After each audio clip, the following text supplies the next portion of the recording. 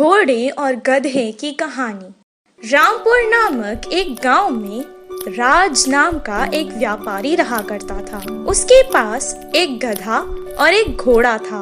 वो हर रोज शहर जाकर सामान अपने गधे पर लाद कर लाता था। गधा हर बार बहुत वजन सामान उठाकर लाता था, पर घोड़े को कुछ काम नहीं होता था। राज को चलना अच्छा लगता था, इसीलिए वो शहर को जाते और आते समय पैदल ही चलता था। जब वो बहुत थका हुआ होता था, तभी घोड़े पर बैठता था। घोड़े को बहुत घमंड आ गया था कि उसका मालिक उससे ज्यादा प्यार करता है। वो हमेशा गधे को चिढ़ाते रहता था।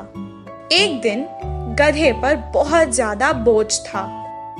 वो घोड़े से कहने लगा, दोस्त, ये बहुत भारी है, मेरी पीठ दर्द कर रही है। इनमें से एक बोरी तुम भी उठा लो ना। तुम्हारा एहसान मैं कभी नहीं भूलूंगा। जब कभी तुम्हें मेरी जरूरत होगी, जरूर तुम्हारी मदद करूंगा। तुम मेरी मदद करोगे? वो कैसे? हम दोनों के बीच बहुत अंतर है। मैं राजा हूँ और तुम सेवक। भला सेवक भी कभी राजा की मदद करते? कुछ देर चलने के बाद उसका पैर एक रास्ते में पड़े पत्थर से टकरा गया और वो नीचे गिर गया। उसके पैर में मोच आ गई थी, इसीलिए वो ठीक तरह खड़ भी नहीं पा रहा था। राज सोचने लगा कि गधा तो खड़ भी नहीं पा रहा है, ये वजन कैसे उठाएगा।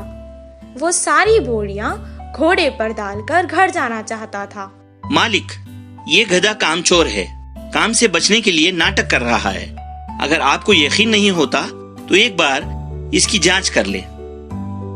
राज को घोड़े की बात कुछ हद तक सही लगी। तब वो गधे की जांच करने लगा, पर गधा सच में दर्द से बहुत तड़प रहा था। राज को गधे पर तरस आ गया। घोड़े को झूठ बोलने की सजा दी और उस पर सारी बोरियां डाल दी। वो सब घर को वापस आ गए। जब तक गधे का पैर ठीक नहीं हुआ, तब तक वो रोज घोड़े पर ही बोरियां रखकर ला रहा था। घोड़े को भी अब अकल आ गई थी और उसने गधे से दोस्ती कर ली। इस कहानी से हमें ये शिक्षा मिलती है कि मालिक की नजर में कोई भी बड़ा या छोटा नहीं होता।